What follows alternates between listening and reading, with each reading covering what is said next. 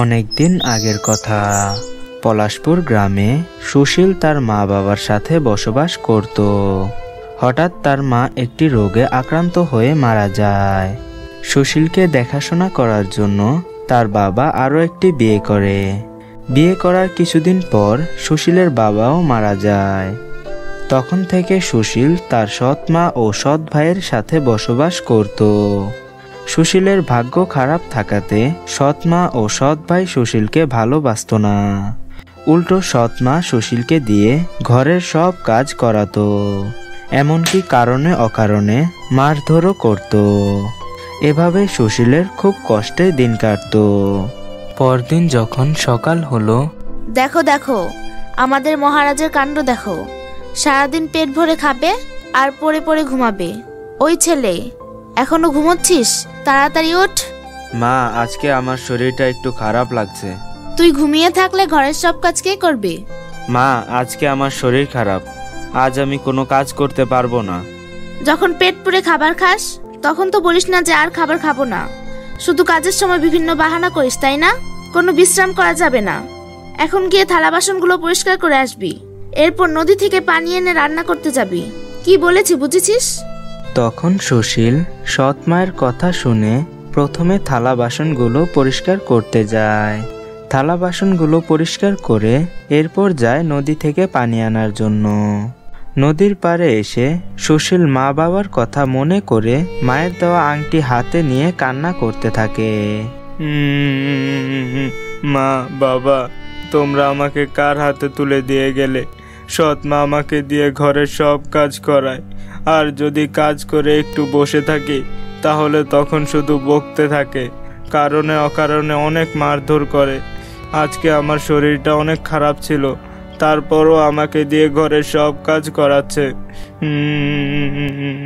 তখন হঠাৎ নদী থেকে একটি মাছ এসে সুশীলের হাতে থাকা আংটিটি নিয়ে যায়। আরে আমার আংটি, দাঁড়াও, আমার আংটি দিয়ে যাও, এটা আমার মায়ের দেওয়া শেষ আংটি, দাঁড়াও দাঁড়াও বলছি। এ কথা বলে সুশীল নদীতে ঝাঁপিয়ে পড়ে এবং মাছটির পেছন পেছন যেতে থাকে। আরে, ওই মাছটি কোথায় গেল? আর এত বড় নদীতে এখন কিভাবে ওই মাছটিকে খুঁজবো? এ কথা বলে সুশীল নদীর তলদেশে চলে যায়। তখন সুশীল তার সামনে একটি গুহা দেখতে পায়। মনে হচ্ছে ওই মাছটি এই গুহার মধ্যে প্রবেশ করেছে। যাই দেখে আসি গিয়ে এই গুহার মধ্যে ওই মাছটি আছে কিনা। তখন সুশীল সেই গুহার মধ্যে প্রবেশ করে। প্রবেশ করা মাত্রই সুশীল অন্য এক দুনিয়ায় পৌঁছে যায়। আরে, এটা আবার কোন জায়গা? আমি আবার কোথায় চলে আসলাম? মনে হচ্ছে এটা কোনো জাদুর দুনিয়া, কিন্তু আমি এখন বাড়ি যাব কিভাবে?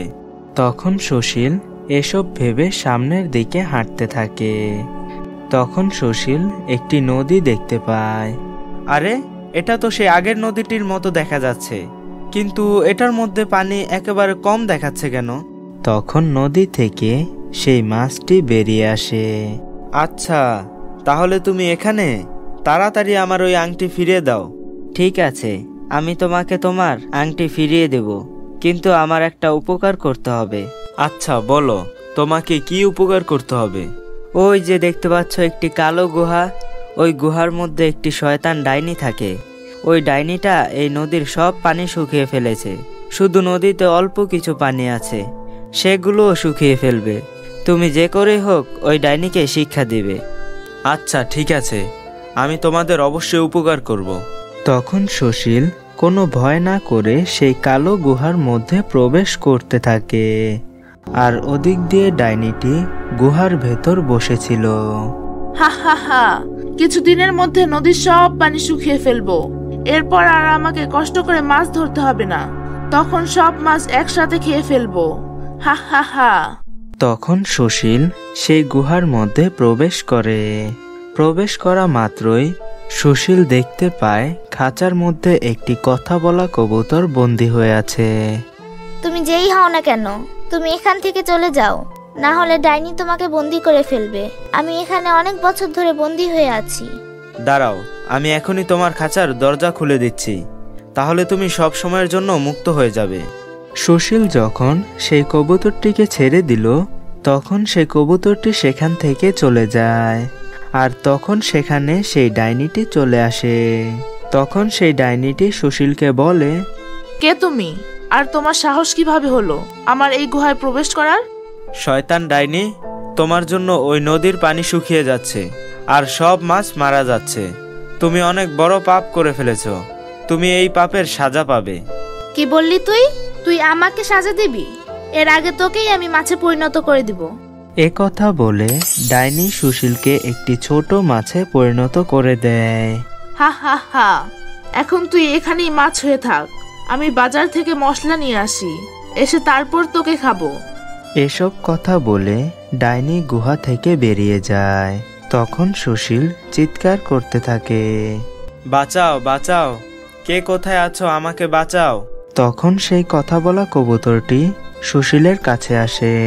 এসে বলে, তুমি অনেক ভালো ছেলে, আমি তোমাকে সাহায্য করব, আবার তোমাকে তোমার আগের রূপ এনে দিব। ডাইনির কাছে এক ধরনের জাদুর পানি আছে, সেটা যদি তোমার উপর ছিটিয়ে দেই তাহলে তুমি তোমার আগের রূপ ফিরে পাবে। তখন সে কথা বলা কবুতরটি ডাইনির সেই জাদুর পানি নিয়ে আসে। এসে সেই জাদুর পানি সুশীলের ওপর ছিটিয়ে দেয়। তখন সাথে সাথে সুশীল আগের রূপে ফিরে আসে। তোমাকে অনেক অনেক ধন্যবাদ।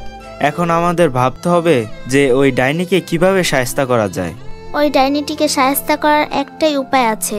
ডাইনির জাদুর লাঠিটি ভুলবশত এখানেই রেখে গেছে, তুমি ওটা তোমার কাছে রেখে দাও, ওটা দিয়ে তুমি ডাইনিকে শায়েস্তা করতে পারবে। তখন সুশীল সেই জাদুর লাঠিটি নিজের হাতে নিয়ে নেয়। এর কিছুক্ষণ পর ডাইনি সেখানে আসে। এসে সুশীলকে আগের রূপে দেখে আর জাদুর লাঠি সুশীলের হাতে দেখে ডাইনি বলে, তোর এত বড় সাহস, তুই আবার আগের রূপে কিভাবে ফিরে আসলি? আর আমার জাদুর লাঠি তোর কাছে কিভাবে আসলো? দাঁড়া, তোকে এখনই শিক্ষা দিচ্ছি। এ কথা বলে ডাইনি সুশীলের দিকে আসতে থাকে।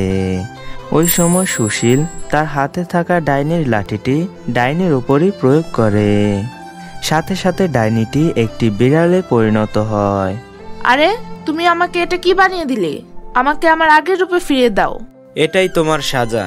তুমি বলেছিলে না ওই নদীর সব পানি শুকিয়ে ফেলবে? এখন তো তোমাকে বিড়াল বানিয়ে দিয়েছি। বেশি কথা বললে পৃথিবী থেকে উধাও করে দেব। আরে না না, আমার ভুল হয়ে গেছে।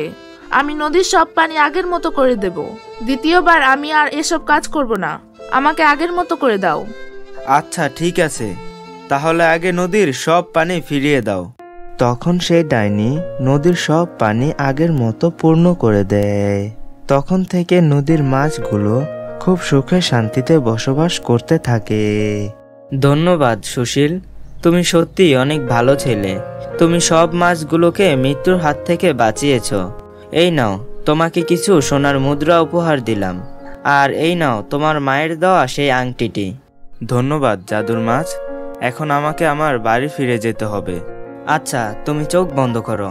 কিছুক্ষণ পর চোখ খুলবে, তখন দেখবে তুমি তোমার বাড়িতে চলে এসেছো। তখন সুশীল মাছের কথা মতো চোখ বন্ধ করে।